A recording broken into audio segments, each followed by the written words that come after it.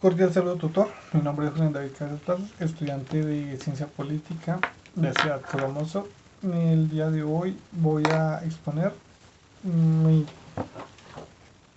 a hacer la exposición oral de teoría del poder y territorio, fase 4, en el cual vamos a abordar unas preguntas acerca de estas preguntas orientadoras planteadas en la rúbrica de aprendizaje. Un segundo, busco el material de aporte por acá. Listo. Gracias. Tenemos como primera pregunta orientadora: ¿cuáles son los elementos centrales que generan el surgimiento de manifestaciones, movimientos y situaciones alternativas dentro de un territorio? Desde mi perspectiva y gracias a mi investigación pude notar que el surgimiento de manifestación y movimiento de situaciones alternativas dentro de un territorio está influenciado por la combinación de factores sociopolíticos, económicos, culturales y ambientales. Bueno, factores sociopolíticos, desigualdad social sobre todo, disparidades en la distribución de recursos y oportunidades que pueden generar frustración y resentimiento, impulsando a las personas a movilizarse en busca de justicia y equidad. Derechos humanos y libertades. Bueno, todos esos son factores sociopolíticos que voy a recalcar. Entonces, factores sociopolíticos, desigualdades sociales, que ya expuse a qué me refería, derechos humanos y libertades. La falta de respeto a los derechos humanos, las libertades fundamentales como la libertad de expresión y asociación pueden motivar a las personas a protestar y buscar cambios. De igual manera, la represión y el autoritarismo, es que pues, básicamente los regímenes autoritarios y la represión y la disidencia, de la disidencia suelen generar resistencia y movimientos opositores que buscan democracia y mayor. Claramente, si el pueblo se siente oprimido, el pueblo va a buscar la manera de recuperar esta libertad, libertad básicamente. Cambios políticos. Transiciones políticas como cambios de gobierno o formas legislativas pueden catalizar movimientos sociales que buscan influir en la dirección de dichos cambios. También tenemos factores económicos. Bueno, dada la extensión del tema, voy a simplemente hablar de los factores. No voy a explicar los factores, sino simplemente voy a hablar del factor. Factor económico: crisis económicas igual a desempleo, desigualdad económica, las grandes brechas salariales, las grandes brechas salariales, políticas de austeridad, recortes en los servicios públicos, que vienen siendo lo que significa esa política de austeridad, factores culturales, de pérdida de identidad y reconocimiento. Entonces esta búsqueda de ese reconocimiento desemboca en protesta. También tenemos cambios culturales, dado que los factores de valores y normas culturales pueden generar conflictos intergeneracionales. Conflictos por recursos, también tenemos porque la competencia por recursos naturales como agua y tierras fértiles puede llevar a confrontaciones y movimientos que buscan gestión equitativa. Tecnología y comunicación, como las redes sociales influyen directamente. Los medios de comunicación, como el amarillismo y la desinformación, desemboca en estas protestas, en estos problemas, porque pues, es evidente que muchas de las protestas ni siquiera se sabe por qué protesta, pero hay que protestar. Bueno, en conclusión, el surgimiento de manifestaciones y movimientos y situaciones alternativas es influenciado es multifacético y complejo, resultado de la interacción de diversos factores que afectan la vida de personas de un territorio.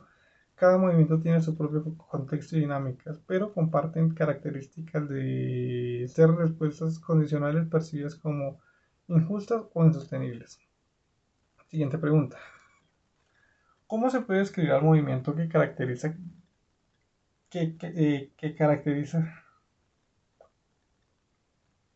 ¿Cómo se puede describir al movimiento? ¿Qué características tiene y quién lo compone? Una pregunta. Una disculpa, no estoy leyendo bien. Una jornada laboral larga hoy. Características del movimiento social. Objetivos y demandas. Los movimientos sociales generalmente tienen objetivos claros, ya sea por la lucha por los derechos civiles, la igualdad de género, la justicia ambiental, entre otros. Sus demandas pueden ser específicas, cambio de una ley, o amplias, transformación social. Organización y estructura. Pueden variar estructuras jerárquicas como líderes definidos hasta redes horizontales donde la decisión la toma de manera colectiva. Tenemos también métodos de acción, temporalidad, identidad y cultura. Quienes componen el movimiento, movimientos activos, simpatizantes, organizaciones, diversidad sociodemográfica, bueno, entre otros. Objetivos y demandas, organizaciones y estructuras, métodos de acción, temporalidad, identidad y cultura. Bueno, todos estos son factores que, que, que, que afectan o que intervienen en este tema. Ahora, la siguiente pregunta orientadora. Bueno, en conclusión del tema anterior, describir un movimiento social requiere analizar objetivos, estructura, organización, métodos de acción, temporalidad, identidad, cultura. Y esto nos lleva a entender la diversidad de sus miembros y aliados. Cada movimiento tiene sus particularidades, pero todos comparten el objetivo común de generar cambios en respuesta de situaciones percibidas como injustas o problemáticas. La siguiente pregunta nos dice, plantea algunas experiencias relacionadas con procesos o situaciones conflictivas de orden nacional que sean objeto de análisis y estudio de intervención para los politólogos. Justifique su respuesta. Para los y las politólogas, el análisis y el estudio de situaciones conflictivas de orden nacional es crucial para entender las dinámicas políticas, sociales y económicas que afectan a los países. Bueno, a continuación me gustaría presentar algunas experiencias significativas que son objeto de análisis e intervención junto a la justificación de su relevancia. Primer ejemplo, tenemos crisis política en Venezuela. Un pequeño contexto rápido, una refrescada del tema. Desde principios de la década del 2010, Venezuela ha experimentado una profunda crisis política y económica caracterizada por la hiperinflación, escasez de bienes básicos, colapso del sistema de salud y una migración masiva de ciudadanos. La disputa entre el gobierno, de Nicolás Maduro y la oposición, que incluye el reconocimiento de Juan Guaidó como presidente interino por parte de varios países, ha exacerbado la situación. Este caso es relevante para los politólogos por ¿cuántas razones? Pues, una, dos, tres, cuatro razones que me parecen importantes. Derechos humanos, intervención internacional, movimientos sociales y estudio de regímenes autoritarios. Derechos humanos. La crisis humanitaria y las violaciones de derechos humanos son aspectos cruciales para entender el impacto de las políticas represivas. Recordemos que no solamente es la escasez, fue la escasez, en este momento está surgiendo un momento de una reapertura en Venezuela, o bueno, relativamente hablando. Su moneda sigue estando mal, sin embargo, se está entrando con un pequeño proceso de dolarización en el cual, pues, relativamente está. Ese no es el tema es que en su momento la escasez de comida, la escasez de alimento principalmente y de bienes de primera necesidad obligó a que gran parte del pueblo venezolano tuviera que emigrar y los que no tenían la oportunidad de hacerlo tuvieran que vivir básicamente en ruina, en, terrible. Y la, ¿cómo llamarlo? Bueno, el desinterés del gobierno fue simplemente evidente, simplemente preocupante, como no se tomaban acciones para mitigar este problema, sino simplemente se abandonó, se ignoró ese tema. Intervención internacional. La propuesta de la respuesta de la comunidad internacional, incluyendo acciones de reconocimiento diplomático, ofrece un campo de estudio sobre las relaciones internacionales y la eficacia de las intervenciones externas. Para nosotros como politólogos es importante analizar o reconocer cómo en este tipo de casos que pues normalmente son casos de ejemplo. O sea, no esperamos casi nunca tener un panorama como este para poder analizar, sino que técnicamente es un tema que se trata como un tal vez, ¿qué pasaría si? Pero en este caso pudimos observar cómo los países aliados, como la intervención de eh, gobiernos internacionales afectó o contribuyó en este tema. Movimientos sociales, la resistencia y las protestas populares brindan insights sobre la movilización y la resiliencia de la sociedad. Recordemos que antes de que llegara a su punto más crítico, Venezuela, bueno, los venezolanos se alzaron y salieron a las calles a protestar y de exigirle a su gobierno que les diera alguna solución porque era evidente el problema en el que se estaban llegando, pero simplemente no sirvió de nada, no hubo una respuesta. Estudio de regímenes autoritarios, porque estos son regímenes. Permite analizar cómo los regímenes autoritarios manejan las crisis económicas y políticas y las estrategias que utilizan para mantenerse en el poder. Aunque técnicamente no hay una estrategia, ni hubo un manejo de la crisis, simplemente hubo un abandono y una, eh, ¿cómo llamarlo?, ignorancia del tema, se ignoró el tema, nunca se hizo una acción.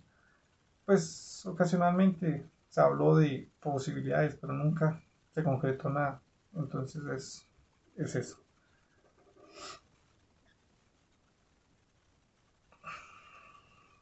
Segundo ejemplo, proceso de paz en Colombia. Creo que a trabajar este par de temas tengo también revolución de los jazmines en Túnez y creo que bueno, Hong Kong, las protestas de Hong Kong, pero quiero terminar el tema con momento, perdí el tema. Proceso de paz en Colombia. El proceso de paz en Colombia lleva un buen tiempo también y por eso mismo me gusta tomarlo. Y además hay que ser nacionalistas. El proceso de paz entre el gobierno colombiano y las FARC, Fuerzas Armadas Revolucionarias de Colombia, culminó en el 2016 con la firma de acuerdo de paz, poniendo fin a más de 50 años, oiga, si bien, 50 años de conflicto armado, 50 años de violencia, 50 años de guerra, 50 años de muerte, 50 años de secuestros, de narcotráfico, de extorsiones, 50 años nefastos para el país. El acuerdo incluye desmovilización de combatientes, justicia transicional y desarrollo rural integral. Este caso es importante por resolución de conflictos, justicia transicional, desarrollo rural y participación política. Resolución de conflictos porque ofrece ejemplo de cómo se pueden negociar y establecer acuerdos de paz en conflictos prolongados. Justicia transicional, el estudio de los mecanismos de justicia transicional implementados proporcionan información sobre cómo las sociedades pueden abordar crímenes pasados y promover la reconciliación, desarrollo rural, la inclusión de políticas de desarrollo rural en el desarrollo de la paz muestra la importancia de abordar las causas subyacentes del conflicto de participación política, la reintegración de excombatientes a la vida política y social, es un área crucial para entender la consolidación de paz. Y esto es importante rescatarlo, resaltarlo. La reinserción de excombatientes es un tema muy, muy bueno del que tenemos que hablar mucho, porque se trata con mucho tabú, como esos excombatientes pueden o no pueden, ese es un dilema que algunos tienen, naturalmente pueden reinsertarse a la sociedad y ser ciudadanos funcionales, pero si se siguen tratando como con ese miedo, con ese repudio, pues simplemente no vamos a poder. Es importante que los excombatientes tengan un trato justo. Bueno, muchísimas gracias. Quedo atento a cualquier cosa. Hasta la próxima.